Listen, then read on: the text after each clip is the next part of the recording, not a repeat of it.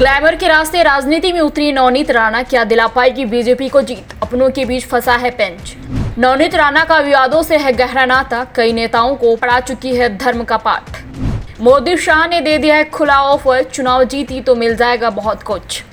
महाराष्ट्र की 48 लोकसभा सीटों में से एक अमरावती सीट इस समय सुर्खियों के घेरे में है। यहां से माया नगर की ग्लैमर दुनिया छोड़कर राजनीति में कदम रखने वाले नवनीत कौर राणा को बीजेपी ने अपना प्रत्याशी बनाया है। हालांकि नवनीत कौर राणा यहां से मौजूदा सांसद है। उन्होंने पिछले चुनाव में निर्दलीय प्रत्याशी के रूप में अमरावती से जीत हासिल की थी। 2019 के चुनाव में नवनीत राणा ने शिवसेना प्रत्याशी आनंद राव अडसूला को हराया था। उस समय नवनीत राणा एनसीपी के टिकट पर चुनाव लड़ी थी। 2009 के लोकसभा चुनाव में भी अमरावती सीट पर आनंद राव अडसूल का ही कब्जा था।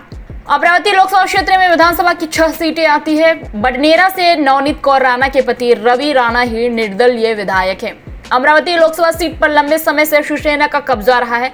1996 में शिवसेना की टिकट पर अनंत राव गुड़े ने जीत हासिल की थी, लेकिन 1998 यह सीट शिवसेना की झोली से फिसलकर रिपब्लिकन पार्टी ऑफ इंडिया की झोली में आ गई। 1999 में फिर से अनंत राव गुड़े ने जीत हासिल की और 2004 के चुनाव में भी वह विजयी हुए। वर्तमान में यहां से निर्दलीय नवनीत कौर राणा सांसद है। अमरावती सीट से देश की पहली महिला राष्ट्रपति प्रतिभा पाटिल भी सांसद रह चुकी है। इस बार नवनीत कौर राणा का मुकाबला इंडिया गठबंधन से कांग्रेस उम्मीदवार और विधायक बलवंत बी बानखेड़े सहित 36 प्रत्याशियों से है। नवनीत कौर राणा को इस बार अमरावती फतह करना इतना आसान दिखाई नहीं दे रहा है, क्योंकि उन्होंने अपने ही गठबंधन से चुनौती मिल रही है। महायुति में शामिल प्रहार जनशक्ति पार्टी के संस्थापक ओम प्रकाश बाबाराव कड्डू और बच्चू कड्डू ने नवनीत को चुनौती देते हुए अपने प्रत्याशी दिनेश गणेश दास बब्बू को मैदान में उतारा है। दरअसल बच्चू कड्डू ने शुरू में ही नवनीत को टिकट दिए जाने का विरोध किया था, लेकिन गठबंधन ने उन्हें ही टिकट दिया। इसलिए प्रहार जनशक्ति पार्टी ने यहाँ से अपना प्रत्याशी उतार दिया है। अमरावती लोकसभा में आने वाली 2 विधानसभा सीटों पर प्रहार जनशक्ति पार्टी के विधायक हैं।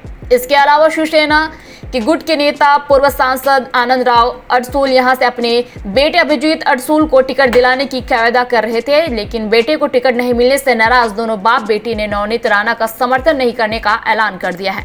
नवनीत राणा की मुश्किलें अडसूल और बच्चू कड्डू की ही नहीं बढ़ा रहे, बल्कि एनसीपी के नेता संजय खोटके ने अपनी नवनीत के साथ खड़ा होने से इनकार कर दिया है। अमरावती लोकसभा सीट केवल नवनीत कौर राणा के लिए चुनौती नहीं, बल्कि बीजेपी के लिए भी चुनौती है, क्योंकि बीजेपी यहां से पहली बार चुनाव लड़ रही है।